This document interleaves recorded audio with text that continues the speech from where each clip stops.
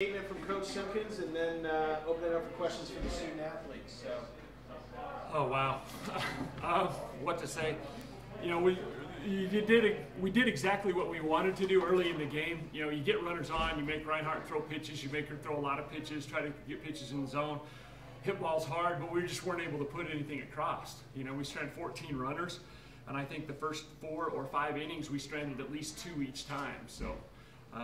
You know, right what you wanted to do. You know, you knew hitting their pitching was going to be what we needed to do, and we were able to do it. Just not able to push runs across yet. Okay, open it up for questions. As you're under oath here, as you're burning through Duncan's arm, is there ever a, you know, what was that decision like, and what was kind of the mindset? Do we bring in Fiker, or we let, you know? Yeah. We got to have some pitching tomorrow. So. Yeah, exactly. No, definitely. They're a pretty good hitting team. Wind's blowing out, so it's still kind of advantage Duncan because she's a down ball pitcher. You know, Fiker throws a few more rise balls, and you know, we didn't want to, you know, have them a chance to, you know, burn our outfielders or whatever. But Duncan had done a great job. You know, I know she threw a fair amount of pitches, but you know, she gave up until the bad hop in the 8th inning. You know, she gave up 4 hits. You know, and I think she only had 2 hits, giving up the first 4 runs. So, you know, we were, yeah, you definitely look, you know, to say, hey, what's the pitch count? How does she feel? I talked to her between innings, you know, how she feels coming off. Was she still being, you know, we were still getting movement out of her pitches. We were still being able to get, you know, fool hitters a little bit, you know, and they weren't squaring up a lot of balls. The home run ball, obviously, she hit pretty hard, but they didn't really hit, you know, the Perez kid, the catcher, hit one pretty hard on a line to center field, but other than that, they didn't square up a lot of balls. So that's kind of one of the judgments that you're looking at, you know, and then she had a good quick inning later in the game. I think the 6th inning, you know, she threw the ball well, so, you know, you kind of roll with her, and if she would have struggled, you know, at the top of the 7th, you know, walk or hit to lead the inning, I probably would have went to Fiker, but she battled back and we were able to get out, so, you know, I'm able to throw the ball well, so we stuck with her. And how is Michelle Duncan feeling? Is that, I mean, not even just a matter of pitch count or anything like that, just the tension, the stress of such a big game, and then, I mean, how much does that wear you down emotionally or physically, or? It doesn't. I know my team has my back out there, and I know they're going to get runs on the board, and I just have to throw zeros up.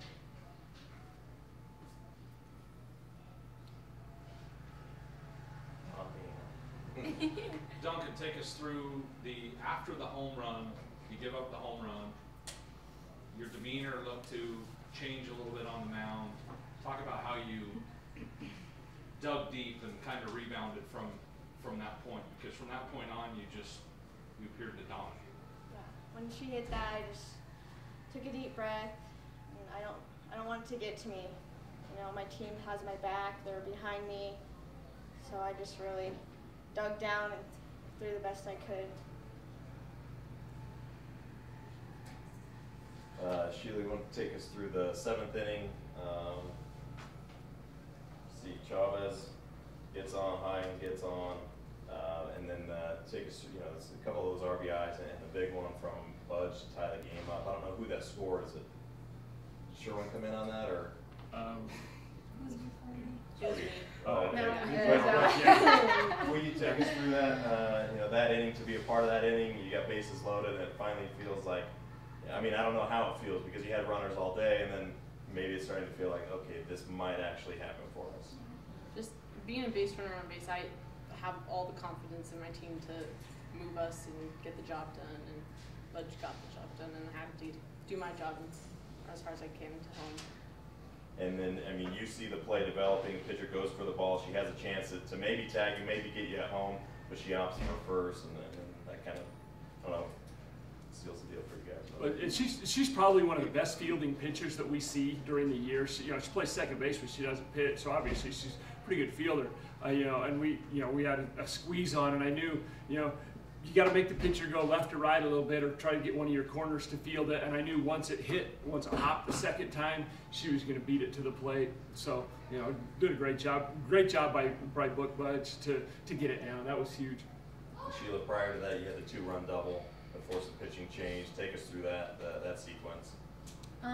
Well, I just try to elevate a ball because that's exactly what coach asked us to do. So I just look for a ball up in the zone and swing at it. Did any of you see that happening in the seventh? I mean, did you see just kind of the floodgates opening like that? We're used to it. Yeah, we're far too used to it lately. You know, what's this 7 out of 8 games that we've come from behind. You know, it's kind of a disturbing trend, but you know, obviously we're winning.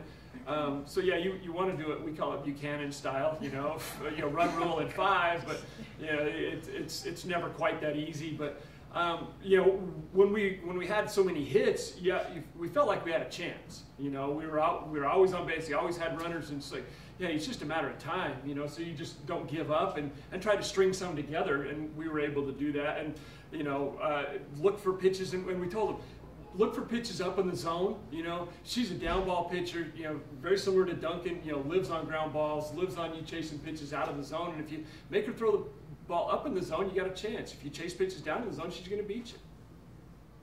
And then, Courtney, you had the go-ahead double and a string of back-to-back-to-back doubles. What is that feeling like when, you know, you have to feel that, okay, this is going to happen for us because everything's starting to go your way, getting runs in, and then 3 doubles, and to get the go-ahead win, what does that feel like? I mean, for Heim to start off the inning like that, we're on such a high where you feel it, everyone feels it, everyone in the dugout feels it. And so, I mean, I have all the confidence in the world in my teammate, and so it was like my turn to do something, so I knew I had to come up clutch. And then the unassisted double play at the end, just another one of those things where this is going to happen for us. Take us through that as well. Well, Michelle did the job. You know, she got a ball that wasn't hit. Actually, it wasn't hit as hard as some of the line drives we get. So it's really like reaction. So Dunk did her job. A little bit of karma, maybe. You get the bad hop on what should have been an easy ground ball, and then you get the line drive double play. So you know, you always hope for a little bit of luck. You know, a few breaks, and you know, we definitely got one there. But you know, and we turned 3 double plays that game. That's pitcher's best friend, especially a ground ball pitcher. That's huge. I think early on it looked like we get a lot of men on base or a lot of women on base. Then you'd have a good defensive play. Chavez at second, good outfield play. Did that help kind of keep you in the game, because could have got out of hand really early? Oh, exactly. You know, we have bases loaded with one of their better hitters up, and we end up turning a double play, you know, to get out of the inning, the 3-2-3 double play with Sheila. You know, and that's huge because they're you know, they got really good hitters coming up, and you know, and it's the 3rd time through the lineup, and you know, that's huge. You know, to get us out of that, you know, to keep them to only score 1 run that inning, that was really, really big. Obviously, they're the best pitching team in the West region. They have the lowest ERA. You're number 2. How do you prepare for tomorrow? What's your approach? I mean, you've come off this win. Looks like you were going to be dominating with the number of runners you were leaving on base. How do you set your mind frame back to, hey, they are really good. Yeah, they are. They can bounce back and throw zeros. We'll probably see the other pitcher tomorrow.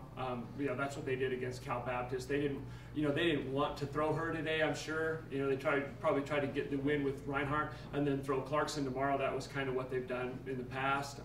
You know, obviously we got to see her a little bit today. Sheila got the big hit off of her. We had a couple of pretty good swings off, a couple of really good at bats off of her.